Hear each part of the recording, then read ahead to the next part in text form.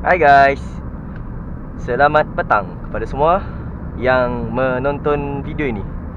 uh, Harap semuanya sihat dan diharapkan semoga segala urusan dipermudahkan, insyaAllah.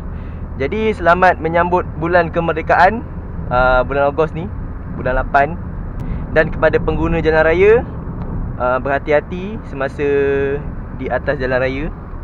Okay, sama ada yang bawa kereta ataupun yang bawa motor, hati-hati. Sebab sekarang cuaca tak menentu, sekejap hujan, sekejap panas.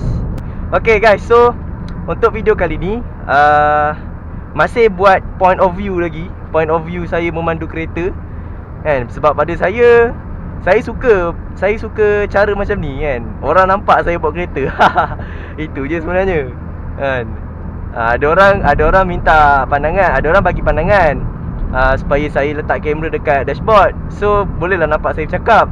Tapi saya rasa macam kurang selesa lah. Sebab entahlah, saya rasa cara macam ni lagi best kan. Orang nampak saya bawa kereta ke mana kan. Apa-apa jadi kan, boleh nampak sekeliling kan. Kiri kanan kan, kiri kanan. Okay, back to the topic. Baik, untuk video kali ini saya ingin berkongsi kepada anda semua tentang 5 kesalahan utama yang sering kali dilakukan oleh pemandu kereta. 5 kesalahan utama yang sering kali kita nampak atau kadang-kadang kita pun tak terlepas daripada buat juga. Yang memang orang kata apa? Orang kata memang menjadi kebiasaan lah, kebiasaan dekat Malaysia ni. Yang pertama, apa lagi kalau bukan signal kan? Signal kiri, signal kanan kan. Ini satu common mistake yang orang selalu buat. Tak kisah daripada usia yang muda sampai ketua kan.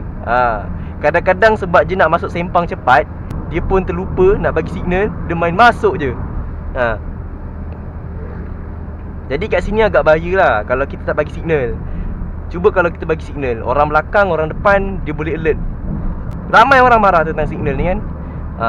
Ramai orang marah sebab, yelah, disebabkan kita tak bagi signal, kadang-kadang boleh membahayakan orang lain kan. Lebih-lebih lagi kepada yang menunggang motosikal, yang dua roda ni kan. Lagilah, dua roda kalau nak lawan dengan 4 roda, memang 4 roda lah yang menang. Dua roda ni confirm lah habis. So ingat, yang pertama ialah signal. Yang kedua, memotong double line. Potong double line lah, senang cerita. Ini untuk kategori yang kadang-kadang kita jenis tak penyabar kan. Kita nak cepat, nak pecut. Ni kan, garisan double line ni kan. Sepatutnya kita mana boleh potong kan. Ada sebab kenapa garisan tu double. Mungkin laluan tu tak selamat untuk dipotong. Macam ni garisan putus-putus bolehlah potong. Tapi kena tengok juga laluan bertentangan sama ada clear ataupun tidak. Kalau clear bolehlah kita potong. Tapi kalau macam ni kan, ada kereta ni kan, ada motor tadi, fikir-fikirkanlah nak motong ke tak kan.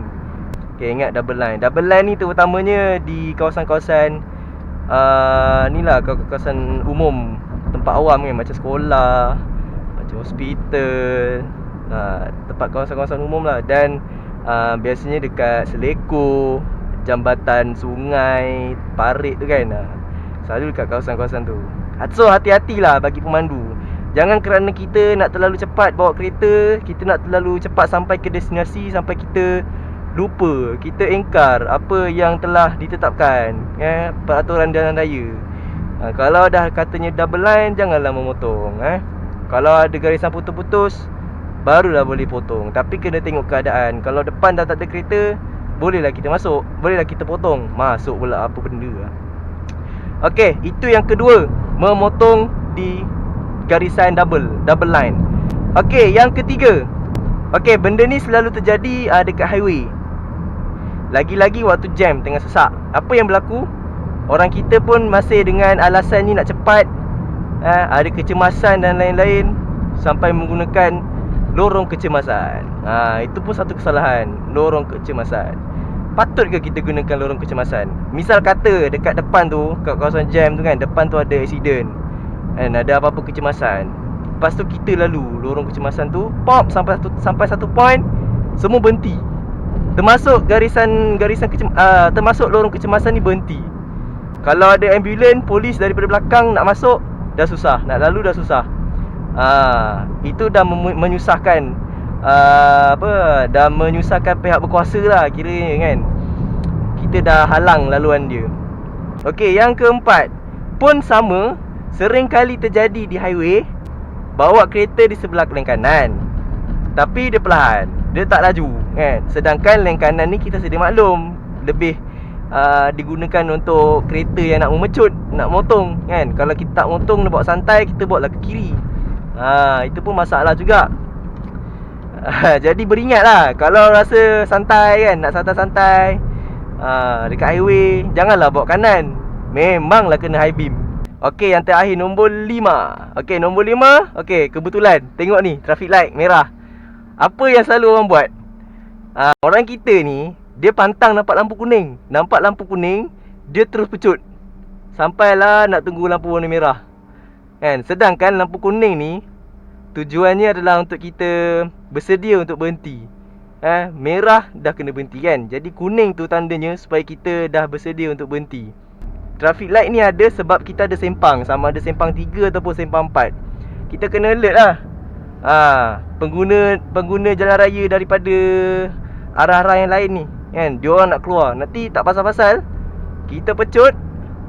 Contoh sempang kanan tu dah warna hijau, lepas tu kita dah merah kan, macam depan ni kuning. Dah patutnya dah boleh standby lah nak berhenti kan.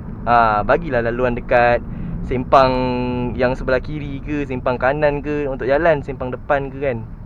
Takkan lari gunung dikejar, macam tu kan. Tengok tu ada signboard, belok kiri jika tiada kenderaan dan pejalan kaki. Bolehlah belok kiri kalau kita rasa sebelah kanan, dari arah kanan tu tak ada kereta ataupun motor yang masuk kan, tak ada kenderaan yang masuk sempang tu. Kita bolehlah, kita kena alert lah dengan persekitaran, dengan keadaan semasa jalan raya ni. Itulah antara 5 kesalahan yang pada saya sering dilakukan oleh orang kita, rakyat Malaysia. Apa tujuannya saya ceritakan tentang kesalahan ni? Sebab kita buat kesalahan ni bukan hanya melibatkan diri kita saja, tapi ianya boleh memudaratkan pengguna jalan raya di sekitar kita, di sekeliling kita.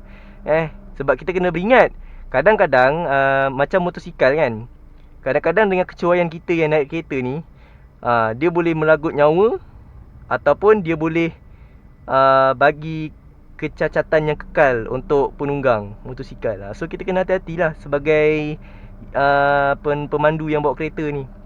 Nak kena hati-hati. Tu dia. Woi, R15. Jadi itulah dia kesalahan-kesalahan yang sering kali pemandu Malaysia lakukan. Kadang-kadang termasuk saya lah. Iaitu yang pertama, signal. Yang kedua, memotong di double line.